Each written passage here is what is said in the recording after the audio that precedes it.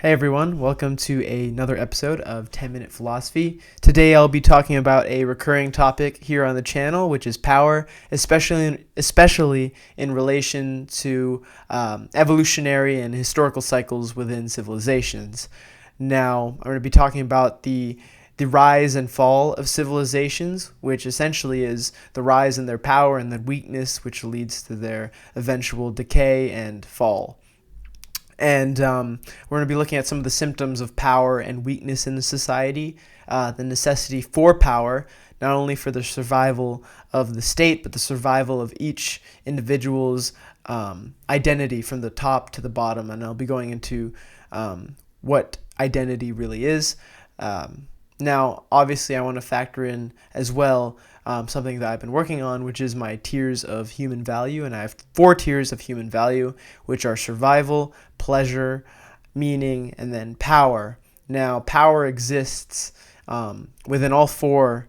Obviously, the last one, power, it exists within all 4 of those human values, but to different degrees. And the final tier of human value as power is really an individual's desire for power and seeking power. So just to start it off, I talk about identity, right? So we look at a civilization. A civilization is a form of identity for humans, right? But it starts from the bottom up. So first and foremost, in terms of identity, you have the individual. You have your own individual identity. I'm bringing up identity because we look out for we look to further the interest of whatever our identity is. Now, first and foremost, you have the individual. That's the first form of identity. So yourself, right? You need to eat. You need to fulfill your survival needs. You're going to seek your own desires, first and foremost, right? Now, from yourself as an individual, it goes next to family. So that's going to be, your brother, sister, mother, father, children. You're going to be looking out for that identity and trying to further the interest of your family.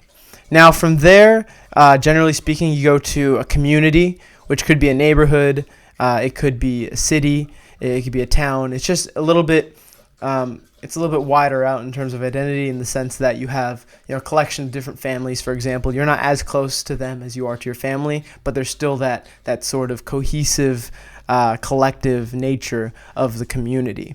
Now from there, and this is where things get interesting, we go to the next form of identity, which is going to be either culture, nation, or more recently, ideology. So when I talk about culture, obviously, it's pretty self-explanatory.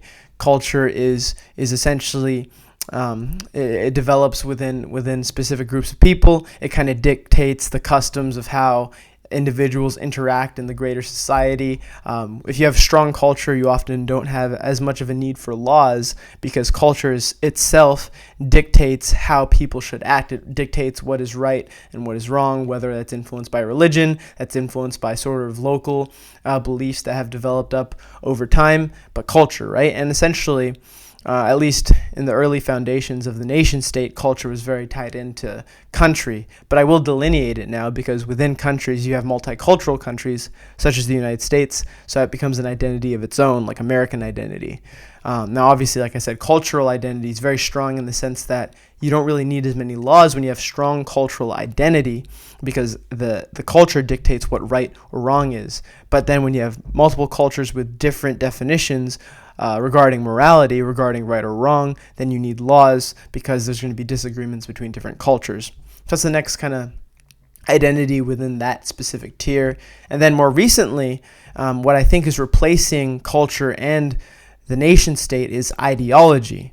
That's sort of a growing phenomenon, especially, I would say, it's definitely a post-Enlightenment kind of thing. Ideology, obviously, you start off with republicanism, you have the French Revolution, before that, the American Revolution. So it's a sort of ideology from the Enlightenment of liberty, life, liberty, and the pursuit of happiness in the sense of American identity, right? So ideology started off there, and then you end up having your more populist movements, like the Bolshevik Revolution, which is the worldwide spread of communist revolutions throughout Europe, and then later on Latin America, Asia, Africa, etc.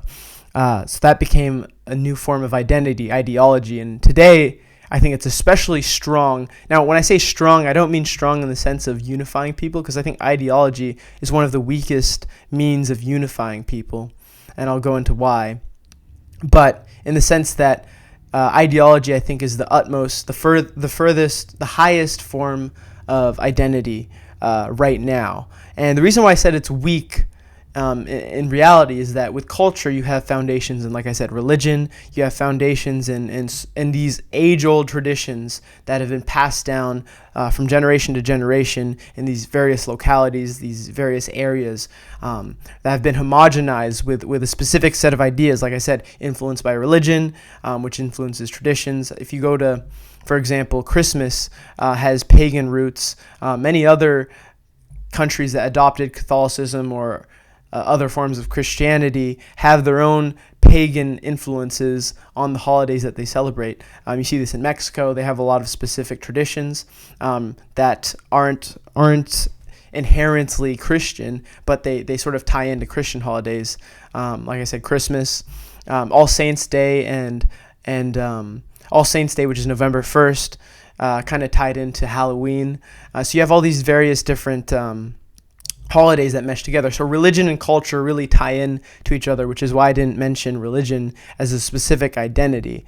I'm going to mention it earlier in terms of my tiers of human value as meaning. But culture is a very strong form of identity. And ideology is not, because it's very new. Ideologies are very fluid. They're constantly changing. There is no real ideology that has existed for thousands of years. But you have cultures that have. For example, you have Han Chinese culture, you have Japanese culture, you have various like Germanic Nordic cultures, you have your Anglo-Saxon cultures. I wouldn't say thousands of years, but for quite some time, maybe a little over 1,000 years. So you have various cultures, and I'm not even going to go into all of them because there's so many, obviously. The Middle East, Africa, Latin America, I would say, is relatively new just because of the fusion of Spanish culture with the indigenous cultures, but there is also very strong Latin American culture in terms of communities that have roots that go way back in terms of their local traditions that aren't too influenced by Spanish culture. But anyway, the point I'm trying to make is culture has had hundreds, if not thousands of years to develop, so it's a very strong thing when it's present in a society. Ideologies are very new. Even if you look at probably the oldest popular ideology, which is sort of like liberalism, republicanism, basically democratic, post-Enlightenment ideas, life, liberty, and the pursuit of happiness. This is still a very new phenomenon in terms of how it is applied today. Obviously, you had various forms of democracy throughout history. You had Athens, you had the Roman Republic, but these are very different from the modern conception of what a democracy is, or a representative democracy or a republic, which I think obviously comes out of the Enlightenment. So that's like 300-400 years of history. It's still very young, and in terms of the application of it, the United States, I would say, is the first real government. The government of the United States is the first real post-Enlightenment liberal government in terms of adopting those ideas and actually making part of their government. France attempted to. Obviously, they had a very tumultuous history, because even after the French Revolution, you have Napoleon, you have various other monarchies that were restored. So you have a very unstable relationship with republicanism until the 20th century. That's when it really started to stabilize that France was going to be a republic. Late 19th century, 20th century is when France really adopted it, but it took all that time. And then throughout Europe, obviously, if you look back to World War I, most of the nations, if not pretty much all the nations I can really think of, were still monarchies, apart from the United States. So even all the major powers in the turn of the 20th, the beginning of the 20th century were still monarchies. So this idea of post-Enlightenment liberal ideas, and liberal ideas adopted by a Republican government. And when I say Republican, I mean the Republic Democratic, right? That's still very new. And that's the oldest really strong ideology. You have Marxism or Communism. That's still very new. Karl Marx lived in like the mid 19th century, in the mid 1800s, and his ideologies weren't applied on a wide scale until the Soviet Union and the Bolshevik Revolution in 1917. That was just over 100 years ago. So you look at Marxism as an ideology, it's only 100 years of history. So that's very new as well. And then today you see, I would say, extensions of classical liberalism, but obviously they're very different now. You have a very strong emphasis, at least outwardly, of egalitarianism, sort of equality of all people, which does come from the Enlightenment. This idea that all men are created equal, all people are equal, and we should treat each other equal. This is definitely an Enlightenment idea that has been carried over, and obviously, like I said, it's different from the classical. It's different from the original inception of the Enlightenment, because even within the United States, you still had slavery, for example, and in many other countries, you still have slavery. So obviously, this egalitarian idea wasn't applied to all of society. So I would say that the reason why I'd say, it's rooted in the Enlightenment. The current trend towards progressivism and egalitarianism is rooted in the Enlightenment. However, it's going to a greater degree in terms of really trying to go deep into the idea of egalitarianism. So for example, you take socialism. That's like an ultra egalitarian idea that all people should that we should have like an economic safety net, for example, for people. Or you take communism, which is the furthest scale of egalitarianism, saying like everyone is going to make an equal amount of money, or like the very idea of money is going to be removed from society. There will be no private property. This is a very extreme version of egalitarianism, which is why I want to delineate the Enlightenment and the modern progressive movement, which is an ultra egalitarianism, in the sense that I think that even with the Enlightenment, although it had an egalitarian nature to it, there's still this emphasis of meritocracy. So, like, for example, if you work hard and within the free market system, you will have a good job, you'll make money. This sort of idea of meritocracy, your capabilities and your will, your drive towards working hard is going to grant you economic success. It's going to grant you success. So even though they're striving for egalitarianism, it's more of the egalitarianism in regards to equal opportunity, I feel, and equal rights within government, which is essentially what a democracy is, right? Everyone's vote is supposed to be roughly the same. Obviously, we have the electoral college, so it's a little bit different. There's no popular vote, for example, right? So there's variations, but that's the basic idea: equal capital, equal political capital within government. Everyone has an equal amount of power, on paper at least, right? This is the idea of the Enlightenment. Whereas the modern progressive movement is ultra egalitarian in the sense that it's not just equal amount of power. It should be, for them in their minds, it's like equal everything, right? Equal property, or even the dissolution of private property. It's an ultra egalitarian idea. So the point I'm trying to get at, I know I went on a little bit of a tangent there. The point I'm trying to get at is ideology is constantly changing. It has constant forms and variations. It's not like culture. Although culture changes, obviously, there's still this stability that is carried on throughout the centuries and is still very strong, which makes it a stronger form of identity, is what I'm trying to get at.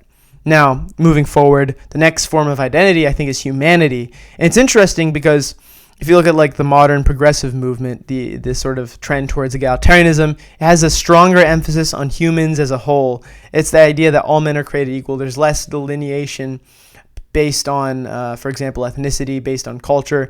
It's, if you take, like I said, ultra forms of egalitarianism like Marxism, it's workers of the world unite. They kind of want to get rid of nationalism. They want to get rid of culture. They want multicultural societies where everyone is equal. That's the idea, at least. Obviously, it wasn't applied that way. The Russians committed mass genocide to many of the subjugated peoples, especially the Ukrainians. There's various other ethnic groups that they basically committed mass genocide and starved. I won't get into all the specifics right now, but that's on paper. That's the idea, right? And it's interesting because I think that this is the fundamental difference, in my opinion, between imperialism and Marxism, because both of them depend upon a multicultural identity. When you have an empire, the very definition of an empire is a multicultural society. It's having multiple nationalities under one empire. That's why it's not a kingdom. There's a difference between a kingdom and an empire. A kingdom is one nation. You're the king of one nation.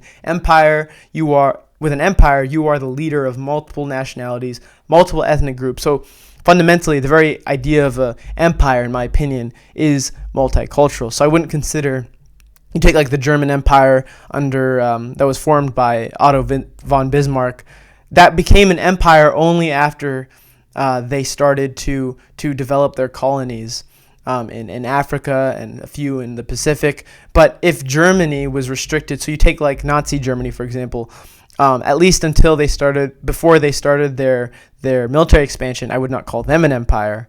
And they wouldn't either. They were the German Reich. Reich is essentially kingdom or country. So there's an important difference between an empire and a kingdom or a country.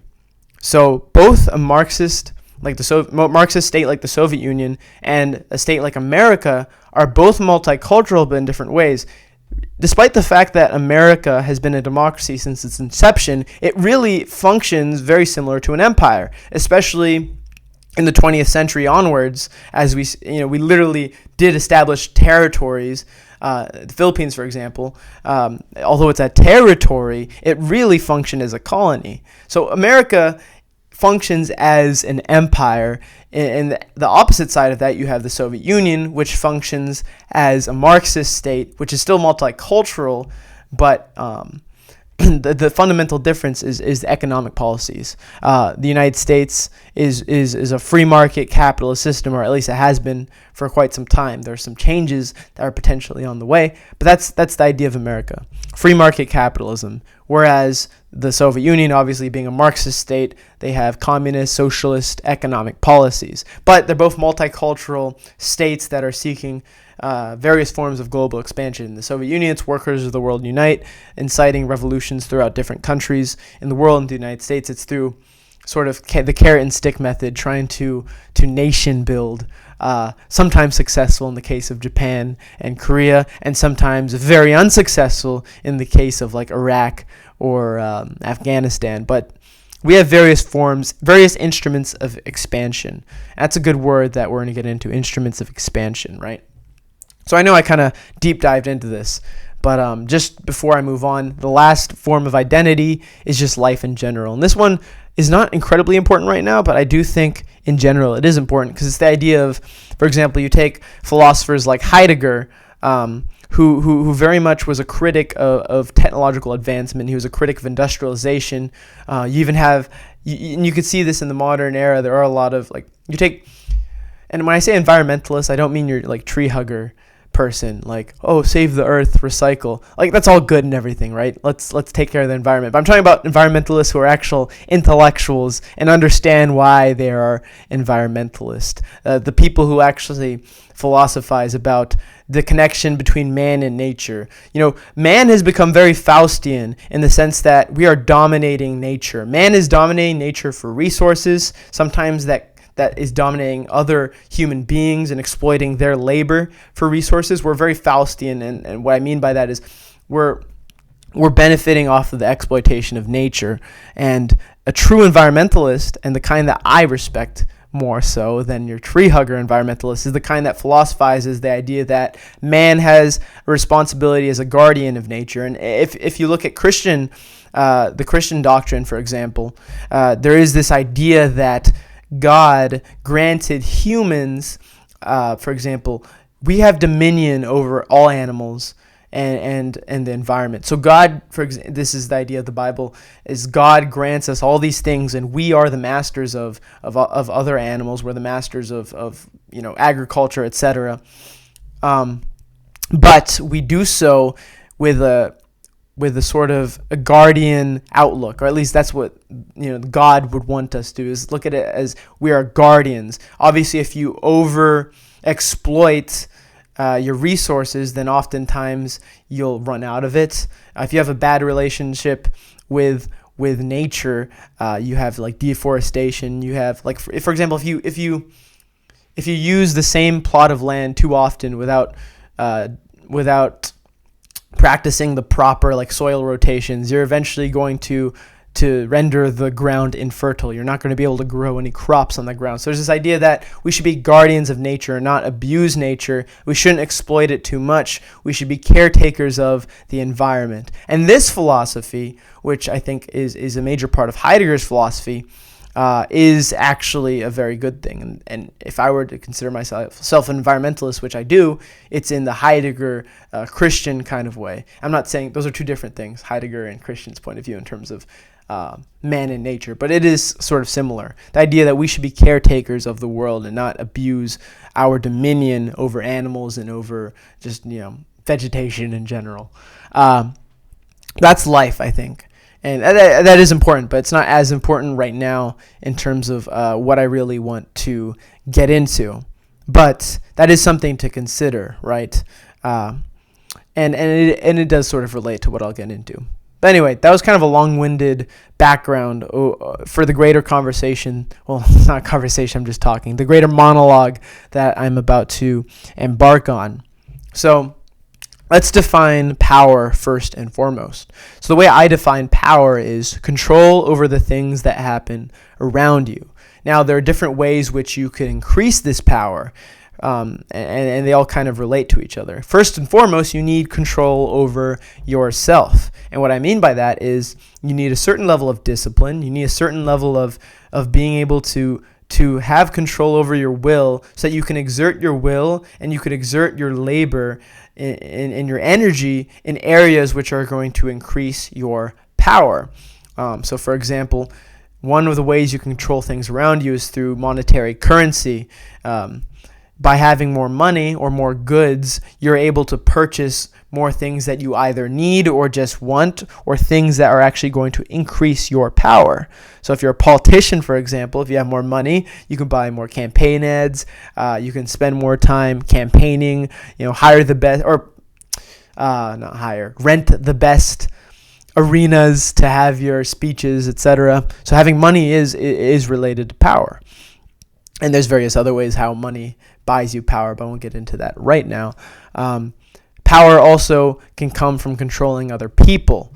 Having the control of people, ultimately, power is related to war, obviously, right? You need to be able to wage war if you want true power, because war is how people increase their power. And politics is really just war with, I think Mao Zedong said this, politics is war without bloodshed and war is politics with bloodshed, or something along those lines. And that's true.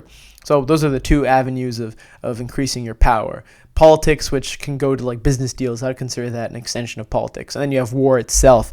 But to do those things, you need men on your side. You need soldiers, for example, if you're waging a war. If you have a business, you need workers, you need laborers. So it's control over people, which oftentimes this gets abused in terms of exploiting people and not giving them their proper compensation. But this is a means of increasing power, and everybody needs, to a certain degree, control over people if they as an individual want to have power. And of course, you need to control nature to a certain degree. If you are in a very bad climate that's not temperate, and you can't grow crops, for example, or it's if you live in a tundra, just a snowy wasteland, then you're gonna have to worry more about dealing with nature rather than increasing your productivity.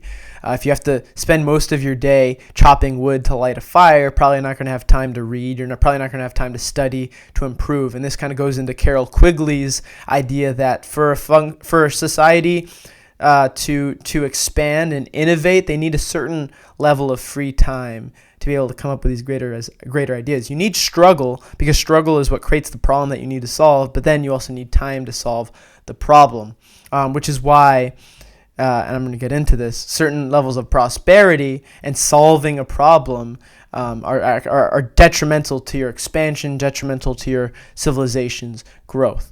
Now, let's talk about what can happen when you have a lack of power. A lack of power makes you subject to the power of entities that want to exert their will over you.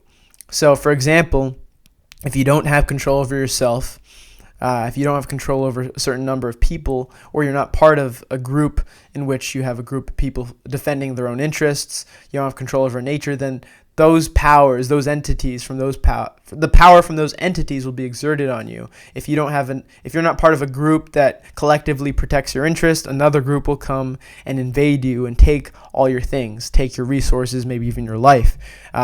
If you don't have control over nature, you can, not a tsunami, that's kind of impossible to stop. But for example, if you don't have control over nature, you don't have proper shelter, then a snowstorm will cause you to freeze to death, for example. That's the entity of nature exerting its will over you.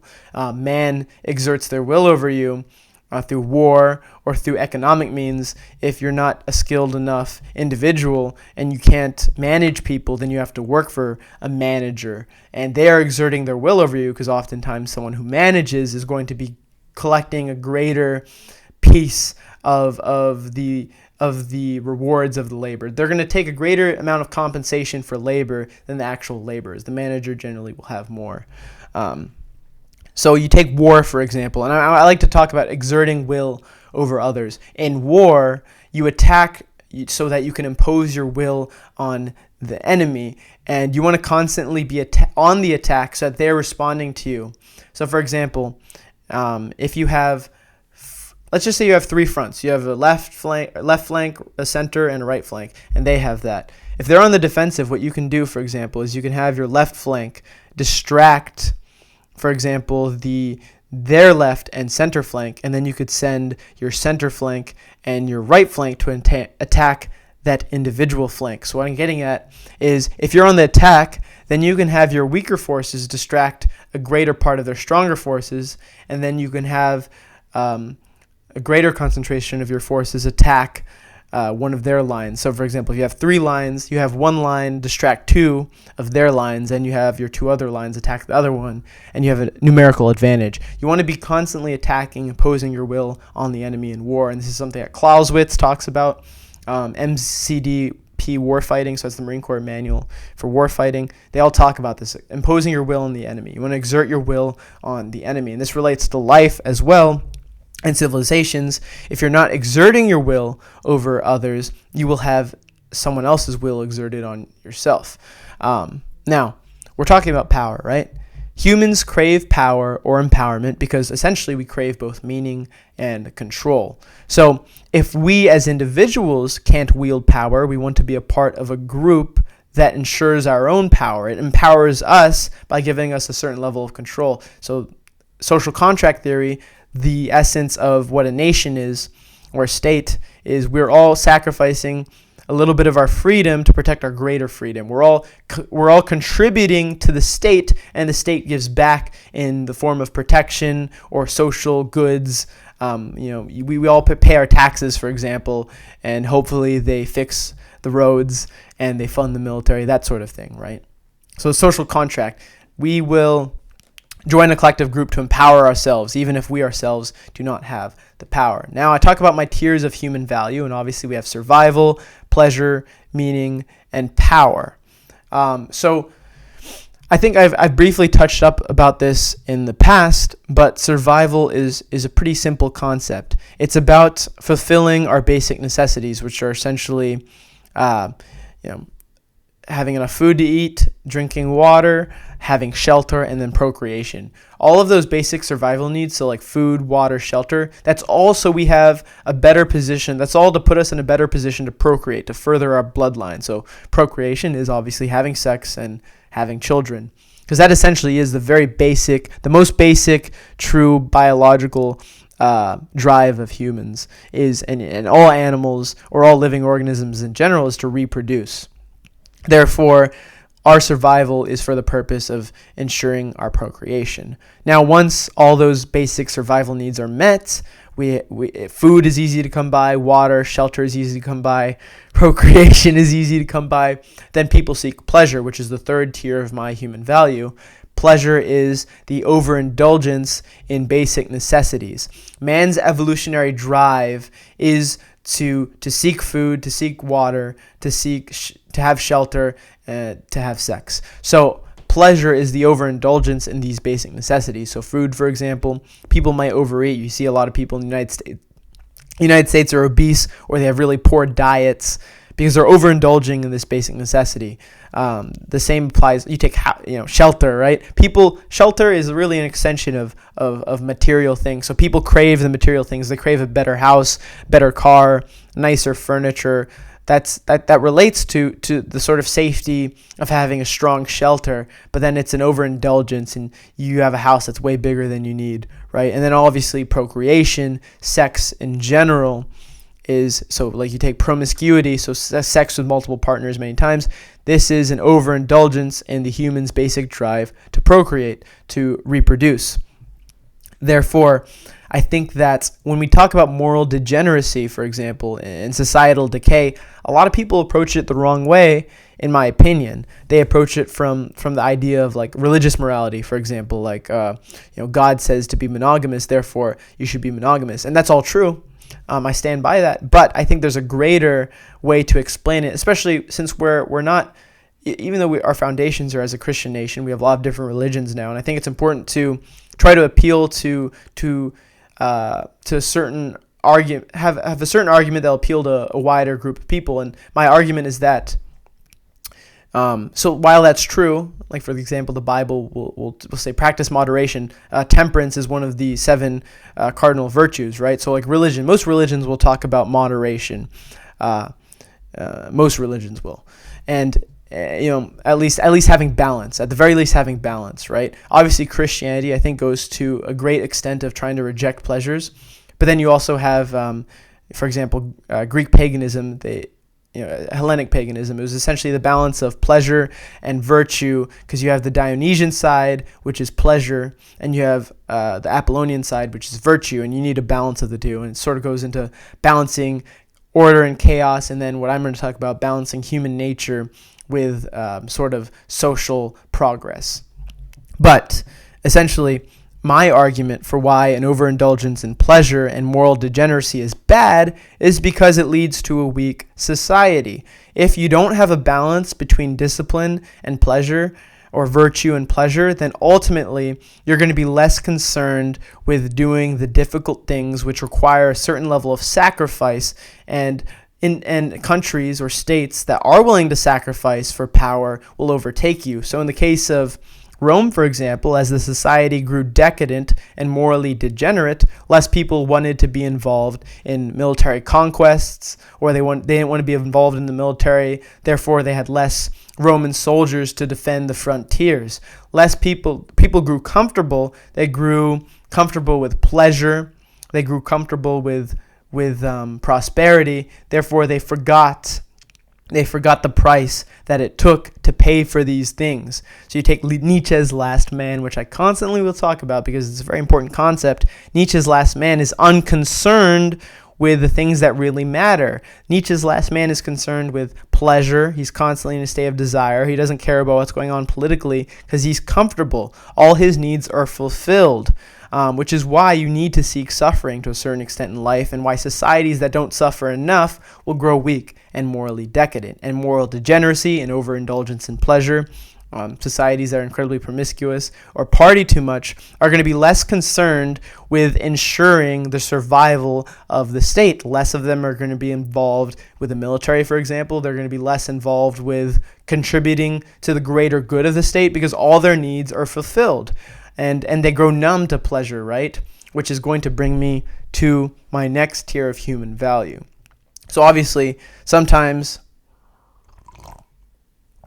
your societies will just fall before they get to this next tier of human value. But here it is. So if your society somehow has managed to go through pleasure without falling, you lead to this event in which people grow tired of pleasure. Like, they'll still seek it and they'll still engage in pleasure, but once you have too much pleasure in a society, which I think is what's happening in the United States, people start to seek meaning. I think from like the 70s to like the 2010s, for example, that was our era of pleasure.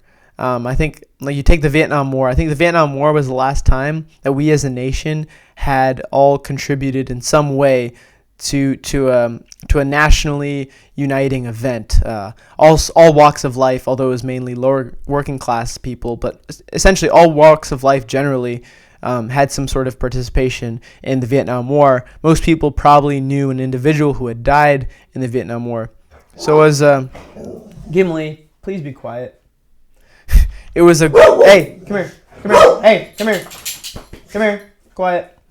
So it was a nationally unifying event in which all of society, for the most part, was contributing to. But after the Vietnam War, you have an era of prosperity. Although you have certain blips in the way, like the Persian Gulf War, for example, and of course 9/11, which temporarily unified the nation, for the most part you have prosperity. You have a country that is unconcerned with our international position, our power as a nation, because all their needs are fulfilled. They're not suffering as much, therefore they're just concerned with seeking pleasure. They're partying, they're enjoying life, it's easy.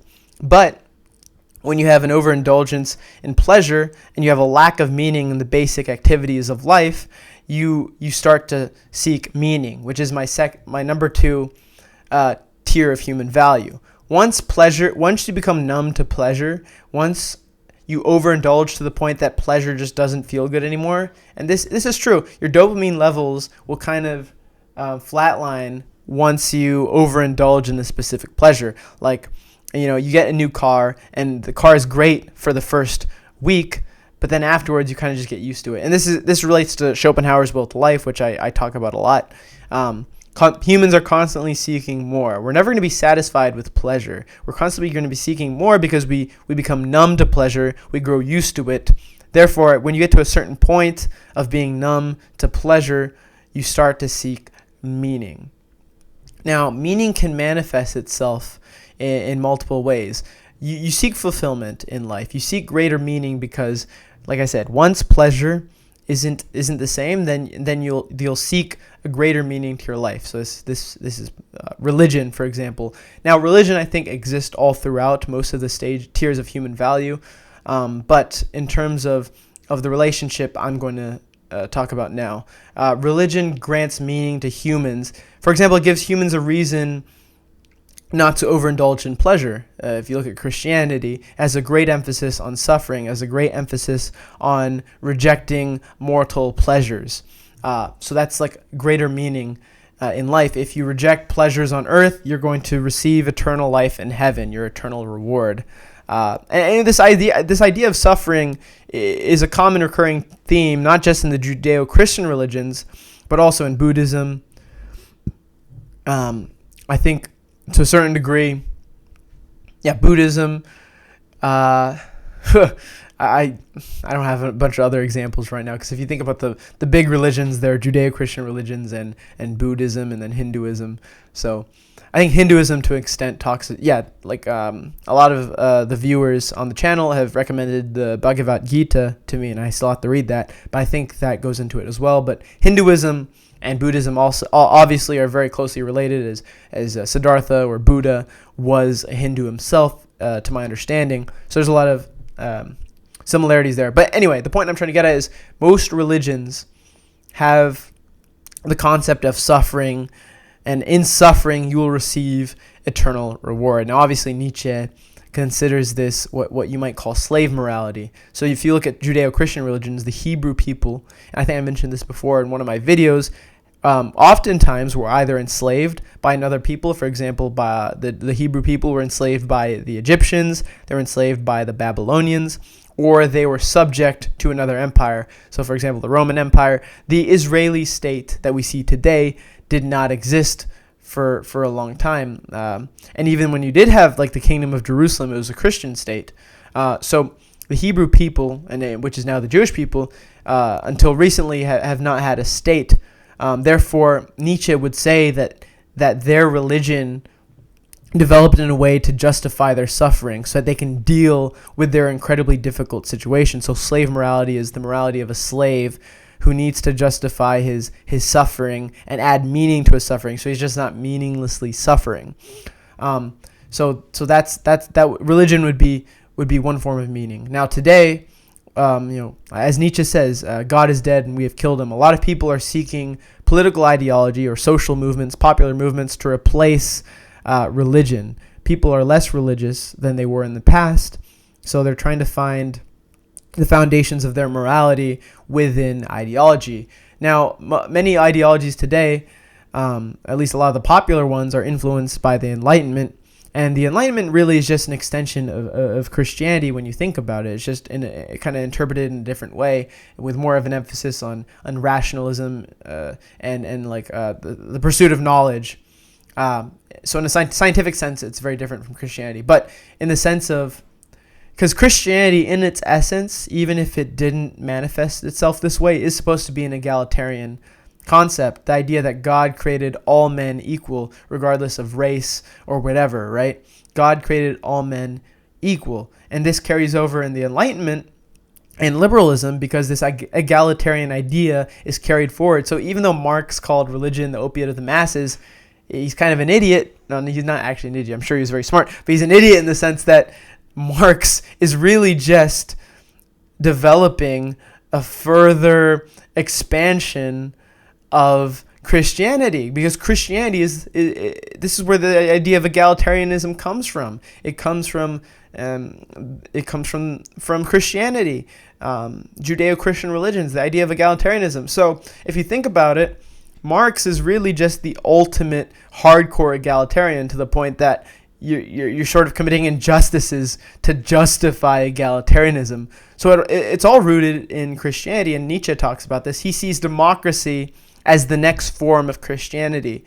And I agree with this to a certain extent in terms of how humans have adopted their foundations of morality and meaning. Democracy is sort of this thing that everybody accepts for the most part, at least in the Western world, right? And from democracy, you have all these different political ideologies emerge, and people start to base their morality on these ideologies. So in the United States, for example, progressivism, the idea of egalitarianism in the sense that they're trying to, like, for example, you take like socialist one to create more economic equality in society, for example. The progressive movement in America today is an extension of the Enlightenment. So that specific political ideology replaces religion in terms of justifying how to interact with people. So people will often use social justice as their means of morality. Now, like I said, these are the two I think forms of the two ways that people seek meaning. And I'm going to talk about why this isn't the way that the powerful person seeks meaning for the most part. So both religion and political ideology, to a certain extent, are very easy to follow. And the reason why they're easy to follow is because they're kind of laid out. The framework of what they are is laid out. So you take like Albert Camus. He talks about social suicide. So in his opinion, and many existentialist opinions, if someone bases their whole morality on religion, for example, then essentially they are admitting to themselves that they are incapable of creating their own values, and that they're going to accept a readily made value system that has already been created, and basically base their whole morality on that system. I think the same thing happens with political ideology. For the most part, even though political ideologies, like I said, are less stable and constantly changing, there's something that already exists. The only way that you can create your own political ideology isn't through the study of politics, but through the study of philosophy. All the great political thinkers who created new ideas were philosophers. Karl Marx was a philosopher. If you look at fascism, for example, Benito Mussolini and Giovanni Gentile, who were the founders of fascism, were both philosophers. I mean, I wouldn't call so Gentile was a philosopher. Mussolini I wouldn't call a philosopher, but he studied philosophy. He was highly influenced by Plato's Republic, for example, the works of Nietzsche, Schopenhauer. In terms of like Gentile was an actual philosopher, but he was kind of a neo-Hegelist, so he was heavily influenced by Hegel. I don't know how he managed to interpret enough of Hegel to come up with a political philosophy, but good for him, I guess. That's hard. But anyway, the point I'm trying to make is philosophy, in my opinion, is one of the highest forms of meaning if you want to actually create, have your own contributions to morality. It's through philosophy. Like Seneca says, philosophy is what brings us closer to the gods. So like, for example, you take religion, for example. I consider myself a Christian, but I do so not thinking I should be a Christian inherently because I was born a Christian.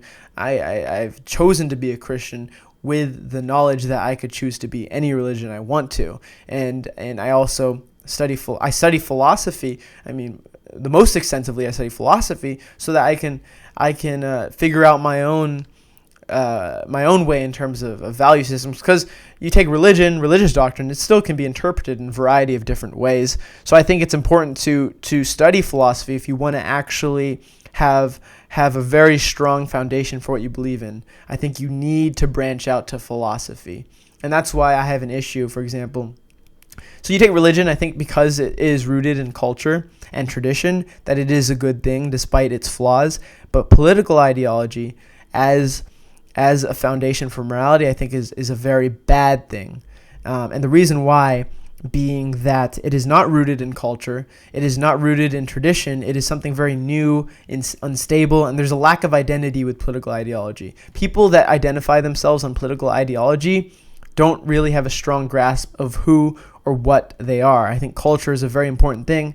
And if you can't have culture, so you take me, for example, I'm born in the United States, I'm a multi-ethnic individual. Culture is good, and I've studied the culture of both my homelands, so Ireland and the Philippines.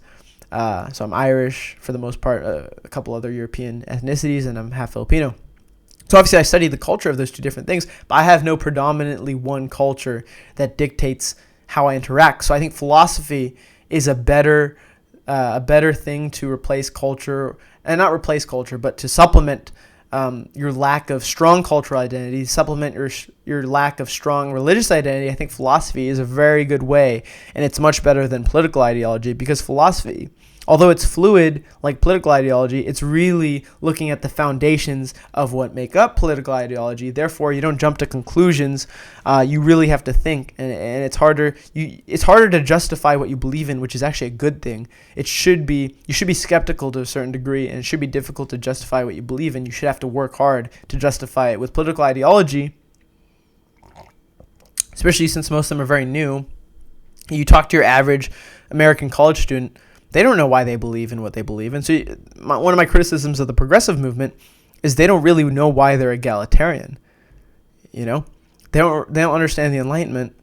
First and foremost, they don't understand why they should be egalitarian. If you ask, like, why should I have an equal amount of power as this person? They won't generally give you a straight answer because they don't know. Because they grow up with the idea that we should be egalitarian. They grow up with the idea that we should subscribe to specific interpretations of justice, but they don't really know why, because they have the political ideology, but they lack the philosophy. It's like if you have empirical data on something, but you don't know the context. Like, you could tell me last year 12,000 people died in moose accidents on a specific highway, and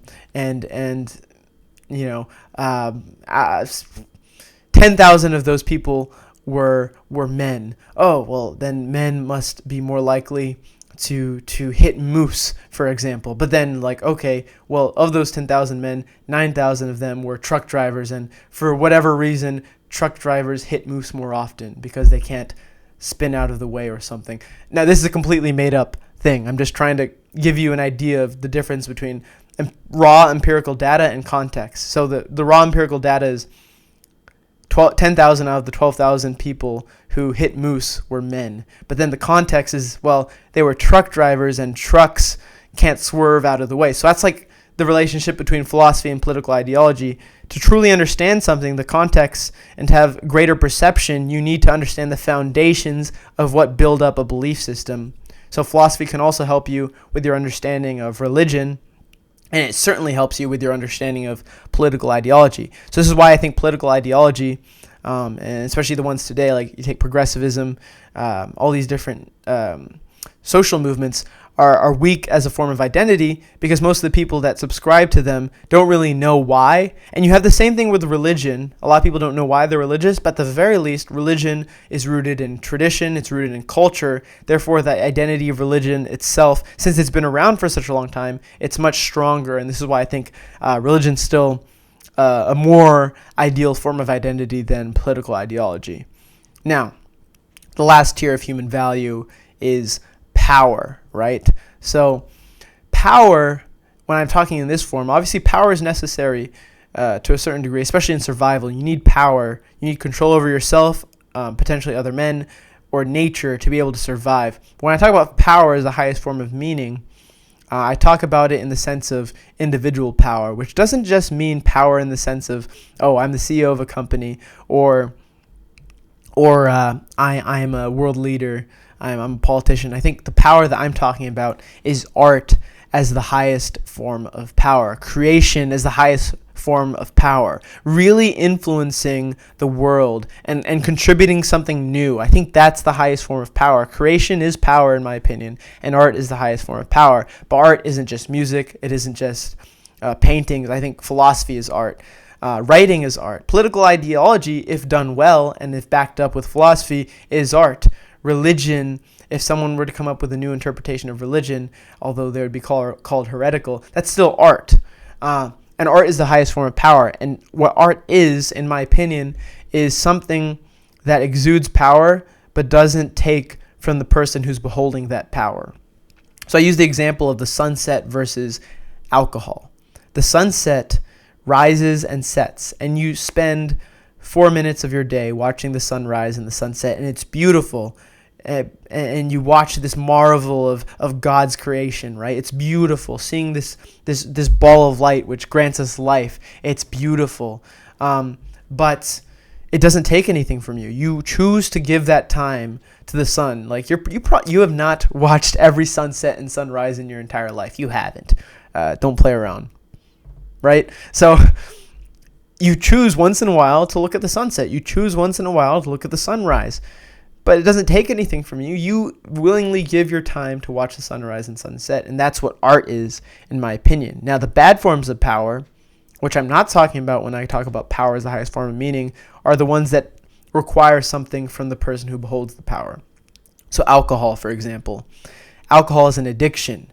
If you drink too much alcohol, it will control you. Alcohol will own you. You'll be spending money that you should probably be saving on more alcohol or tobacco or whatever other addictive substance. The same applies for people. The bad kind of power is the person who seeks to subjugate other individuals and doesn't use his power over them for the greater good of humanity, but for their own personal interest. This is the evil form of power. And it's very easy that power turns into this, even when people seek power to do good. It's like the Ring of Power from Lord of the Rings.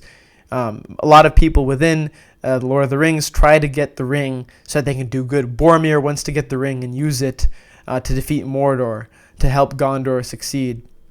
Galadriel says, I would, if you gave me the ring, I would attempt to use it for good, but it would corrupt me. Power often corrupts individuals, even with good intentions. So, of course, it's very easy that it devolves into this, but I still have an idealistic view of what power can be. And my view of power is power in the sense of the sunset, in the sense of art, in the sense of something that you look at and you behold as beautiful and you see this beautiful thing and it doesn't take anything from you. Now, having established all that, I know this is kind of long. I want to talk about the maintenance of power in society. So I wanted to talk about the evolution, cycles of civilization and sort of the symptoms of power and weakness. Excuse me. So first and foremost, you need a certain level of suffering in order to achieve power. Power comes from trying to fulfill a specific need. If all your needs are fulfilled and you're just obtaining pleasure, then you're probably not going to seek power because you have enough control over your life that you're getting food, you're getting all this stuff. You don't have a reason to strive for more. So I'm going to be talking about Carroll Quigley a little bit. For example, like I mentioned earlier, in order to have human innovation, Carroll Quigley believes that you need to have a balance. You need to have a certain amount of free time and you need suffering. So the suffering is so you have a problem, which is suffering, for example, to whatever degree. Let's say you can't grow enough crops, right? You need that problem so that you can solve it, but you also need enough time that you can spend trying to solve the problem, right? So that's why you have division of labor, for example. People who are less skilled at academia aren't going to be spending their time in the library and people who are academics and can do good research aren't going to spending all their time farming. So that's why Mao Zedong's an idiot, because he sent all the intellectuals to the farms and all the farmers to the intellectual sites. And what happened? Chinese famine. Crazy. But you need a certain level of free time. And it's interesting because Quigley talks about two types of cultures that emerged, or two types of religions, really. There were the warlike religions. There were languages that were guttural. There were pastoral people, and their gods were warlike.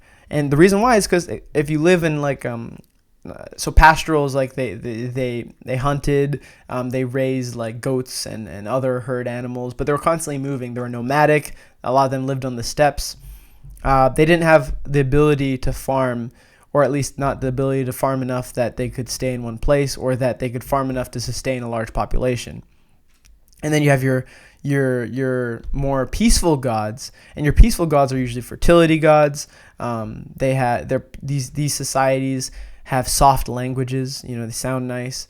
They seek pleasure because their agricultural production is sufficient that they can sustain a large population in one specific area, and they don't have to move around. So when you have agriculture, you're able to farm consistently. There's no famines, then you're comfortable, and there's less of a necessity to innovate. Now, what happened is these barbarian cultures oftentimes invaded the agricultural ones, and then they settled, they grew comfortable, they grew used to this nice lifestyle, and then another warlike, barbaric country or tribe, whatever, came and conquered them, and this continued throughout history, right? The Celts settled all throughout Europe, and then the Germanic peoples came, and from there, the Nordic people came.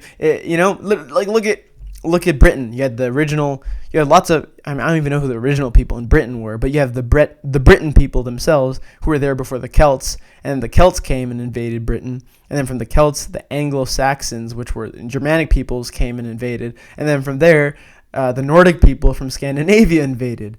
Right? All those groups started off as warlike, more or less, maybe not pastoral, but they didn't have a lot of agriculture. They had lives with issues. The issue was suffering in the sense that they couldn't grow enough food, so they had to go conquer a more fertile land.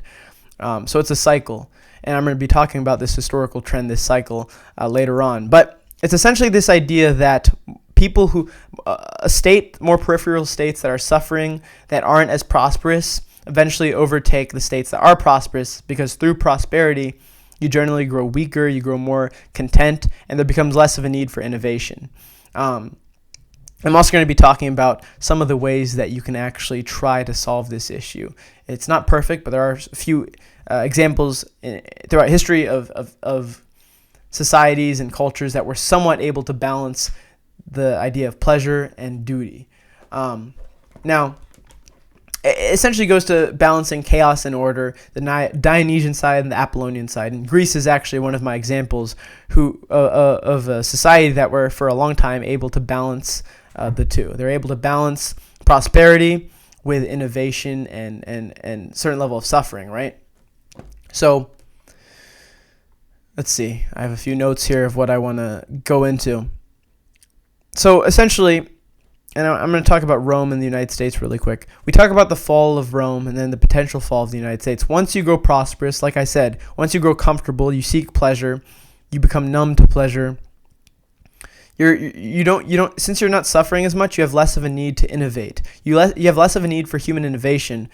Creation no longer becomes creative endeavor for human innovation. It becomes you are creating for other individuals to consume it. So human innovation becomes about creating a product that people can consume. So that's, for example, social media. Some of the great, quote-unquote, great innovations recently, like Facebook, for example. What does that really contribute to human innovation? Really, in my opinion, it fulfills a need for consumption, and this is social media, right? He was smart enough to know that people would want to consume this. That's what Facebook is. It's something for the general populace to consume. It doesn't really contribute to human innovation. So once societies grow comfortable, they become morally decadent. They have less suffering, therefore they have less of a need to innovate. They grow weak and they get conquered or overtaken by a stronger group with suffering, with more discipline, with a more warlike nature. And that warlike nature comes from suffering. It comes from a lack of prosperity. When you have a country that grows too prosperous, like the United States and Rome, both of them experience this. You have people that party too much, they drink too much. Like college kids nowadays, they just party a little too much, like a lot of them at least. And I'm not criticizing this from a moral point of view. It's all right to party and have fun, but you have to balance it with a certain level of duty and responsibility for the greater good of your country, for example. It's like JFK. Ask not what your country can do for you, ask what you can do for your country. So if we're not contributing to the power of the United States and we're just focusing on pleasure and partying, then we could be overtaken by a country like China, for example. Because China they're not as prosperous as we are. They have more of a need to innovate. They have more of a need to. It's like their military is quite aggressive in ensuring the strength of Chinese foreign policy. For example, in the Spratly Islands, the potential territorial expansion of China. The Chinese people are more bought into this idea of Chinese identity because they have a strong cultural identity. They're not super prosperous. They do have a developing middle class, but they're not overly prosperous. They're not overly pleasure-seeking. Therefore, they still have a sort of need for war in a sense, right? Whereas the United States has lost that, the same as Rome has lost that. We're just content with seeking pleasure. People are materialistic nowadays. They're consumers, and this could be our downfall. And this is why I am critical of moral degradation. So it's funny. People feel entitled to pleasure now. People feel entitled. So you take like college, for example. Now, I'm not against, for example, free college, but I'm against free college without having put in the work to earn it. People feel they're entitled to a higher education, for example. Now, you take military service, for example, or you attain a scholarship, then you have earned your college paid for. But if you go to college for a degree that's not really going to contribute to society, as much as I love philosophy, I think a lot of people pick philosophy as their major in bad faith just because they don't really know what they want to do, but they want to go to college. So they pick philosophy, for example. So as much as I love philosophy, I'm sure a lot of people pick philosophy in bad faith. And so this idea that they should have their college paid for because they feel entitled to college, they feel entitled for pleasure. Because really, most of those people that are wanting their college to be paid for were partying in college. They were spending their time getting drunk, and now they feel entitled to compensation. So while I personally think the higher education shouldn't be so expensive, I also think that there are ways that you reduce the cost, and that's we all contribute a little bit more to the greater collective, which is the United States, like through military service, for example, and then you receive pretty much free college afterwards. It's give and take. You can't just take. You can't be so entitled to all these things that you deem as like human rights. Like education, I think access to an education is a human right, but higher education, you still have to pay for all these facilities, these billion-dollar campuses. It doesn't come for free, and the government can't pay for it all. So unless you are contributing to the collective group, which is the United States, you shouldn't feel entitled to these different things. And that is the issue with our society today. Because we're comfortable, because we're prosperous, we feel more entitled to things that we wouldn't be entitled to if we were suffering a little bit. People feel entitled to free college. They feel entitled to access to pleasure. The pursuit of happiness has gone from this original pursuit of happiness, which was a sort of healthy relationship with liberty and freedom. I'm going to go out. I'm going to buy land and start a farm. And that's my pursuit of happiness. I'm going to be free. I don't have to pay too many taxes. And it's turned into, well, I feel entitled to pleasure. I feel entitled to be able to do what I want. But that's not the case.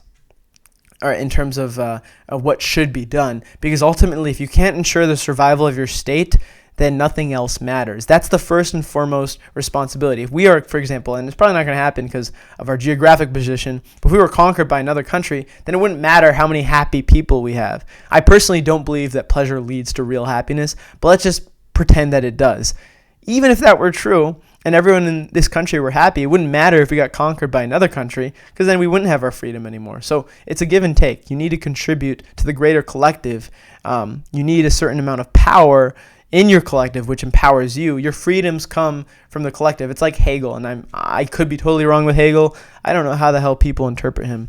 But essentially what I got out of Hegel was that our personal liberties come from contribution to the collective group, which is the state. So to a certain degree, we need to contribute to the greater collective. So for example, through military service, that's why we have the draft, for example. We pay taxes. We do these things to contribute to the collective groups that can ensure our own personal individual liberties. And without this social contract, we end up with, without this contract and people not putting in their end of the bargain, you're going to get overtaken by a country in which the people are more motivated, they have a stronger sense of identity, therefore they're more willing to sacrifice for their country. Suffering is important for human innovation. If we're too prosperous, we're less likely to want to sacrifice. And that's what's happening in the United States, that's what happened in Rome. And that's why power is necessary to be able to ensure that you have a functioning society. Prosperity isn't everything. Now, obviously there's different ways to identify prosperity, but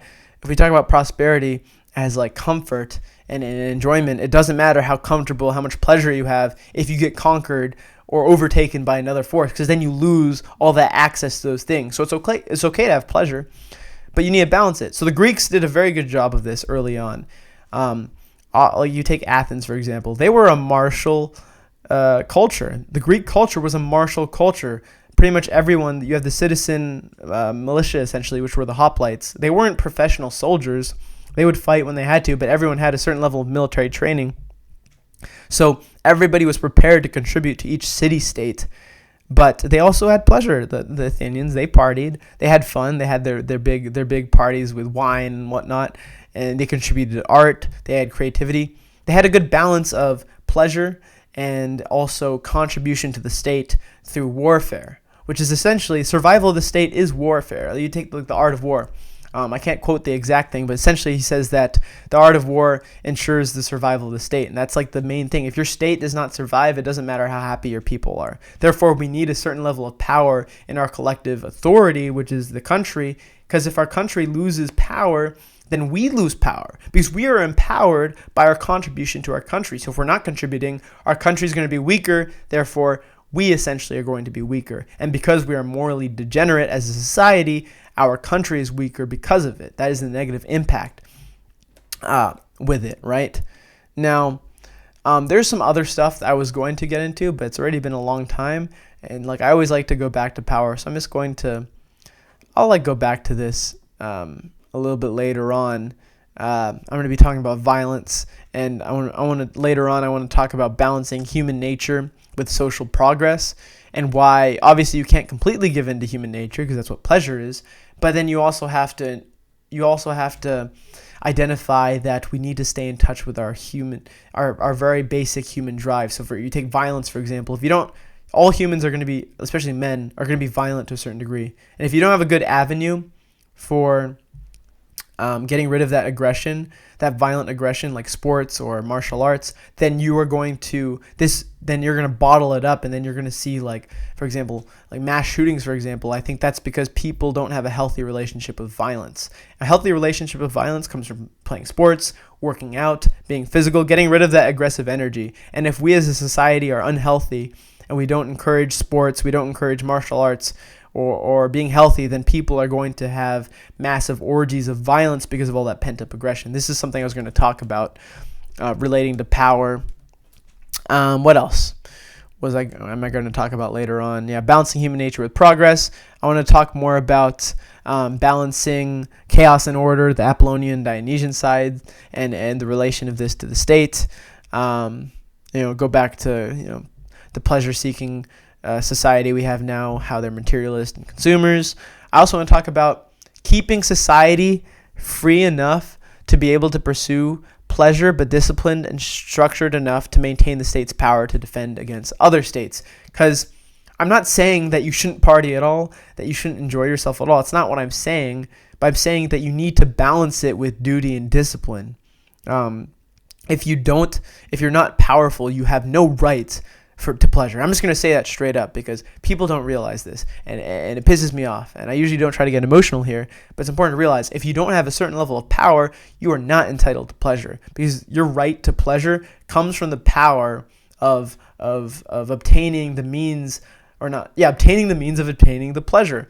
And right now, because our country has been prosperous, we are still receiving the after effects of the sacrifices of our soldiers in World War II, for example, the sacrifices of like our military conquest, which made us a world power, the sacrifices that people made in order to get better trade deals with countries which unfortunately exploit the resources of specific countries, but that's what funds your pleasurable lifestyle. If it wasn't for the people in the Congo right now literally mining for lithium batteries and getting like no compensation, you wouldn't have all your iPhones. You are living a pleasurable lifestyle because some people in developing countries like in Africa or Asia work for next to nothing so you can get all those things that give you pleasure. You are getting those things because another person is suffering. And without power, you're not going to have access to those things. Now, obviously, I think we should definitely live a more simplistic lifestyle so that people aren't exploited. But I just want to point out that without power, your access to pleasure is null. And that could happen as you see our society grow weaker, more morally decadent. You might see another more powerful country come in and overtake us because we are so consumed with pleasure. We are so consumed with this idea that we are entitled to be able to enjoy ourselves, party, drink, whatever. Because we feel so entitled to that, we might just get overtaken by a more powerful force that are more in touch with contribution to the greater collective which empowers them, which is the state, essentially. So, like I said, I'll go more into what I wanted to talk about later on, but essentially, if I want you to get anything out of this talk, I want you to get that the historical and evolution cycle of civilizations is that from suffering, you get human innovation and or at least you get the drive to expand, right? There's different instruments of expansion. There's economic instruments of expansion, like mining the earth, right? Exploiting the resources of the earth. And then there's also instruments of expansion through conquest, defeating other powers to make your country more powerful, exerting your will over other collective groups, other authorities of power, other countries. There's different instruments of expansion, but the cycle is that you start off, your people have a problem. And to solve that problem, you either need human innovation through technological advancement, which will grant you an economic instrument of expansion, or if you're warlike, you will conquer other people who are on the decline. They're weaker than you, so you invade them and you take their resources. That's another instrument of expansion to solve your problem, to solve your suffering. And then once you have that power and you start to reach your golden age, then your people start to grow more prosperous and they start to grow more pleasure-seeking, and then they grow weak. And then once your society, which was once strong and dutiful to the state, once they grow weak, they no longer want to be involved in military service, for example, then a stronger state that is suffering, a stronger state that has an issue, like China, for example, they're not as prosperous as us. They're not as powerful as us. That's the issue that they're trying to solve. They are more likely to defeat you in military conquest because they have a problem that they need to solve. Suffering creates strong individuals because suffering is what makes people strong, because you need to become strong to overcome that suffering. You need to become strong to be able to survive. So the cycle is that a powerful group of people, due to suffering, due to trying to solve a problem, in one mode or another, expand. They have an instrument of expansion, either economic, technological, through war. And after they have expanded, they reach their golden age where they're prosperous and they're living well.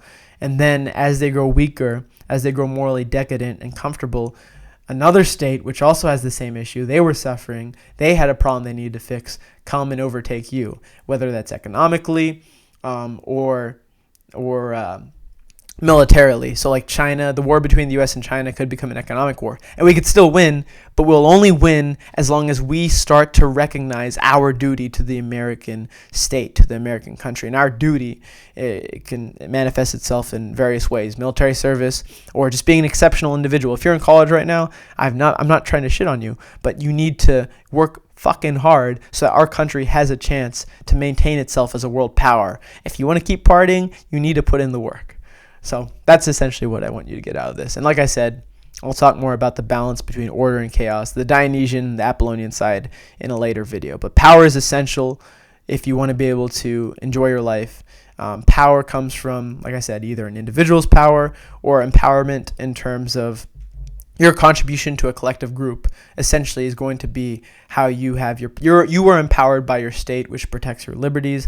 And through military service, for example, you serve your state, you fight other states, you defend yourself from other states, you defeat other states in order that your collective group is the most powerful. So in that way you can ensure your way of life. You ensure your access to your parties, your access to pleasures, right? And the most important thing is that we balance both. If you don't have enough pleasure at all, you'll see countries like, for example, in the French Revolution or the Bolshevik Revolution, the peasant class were living in complete horrible conditions while the upper classes were living in luxury, and there was economic inequality. That's the ultimate form of like, okay, well, you need some pleasure. If your people are completely devoid of pleasure, they're going to revolt. You got to keep the people happy, but you also got to keep them strong. You got to let them have that edge, that dog in the fight. They got to have that dog in them, and they got to be ready to be able to contribute when the time comes. So that's what you get out of it. Yeah. Cool. So, long episode as usual. 10 minutes, right? That's 10 minutes in some part of the universe. But I think I'll revisit this. I'm going to probably make tons of videos on power. But anyway, I hope you enjoyed the video. If you listened this long, as usual, I think it's going to be a thing. Comment if you've listened this long. I'll be very impressed. Very impressed indeed. And I'll give you a virtual high five, I guess. But anyway, as always, this is The Warrior Philosopher, building the foundations of the warrior philosophy. I'll see you next time.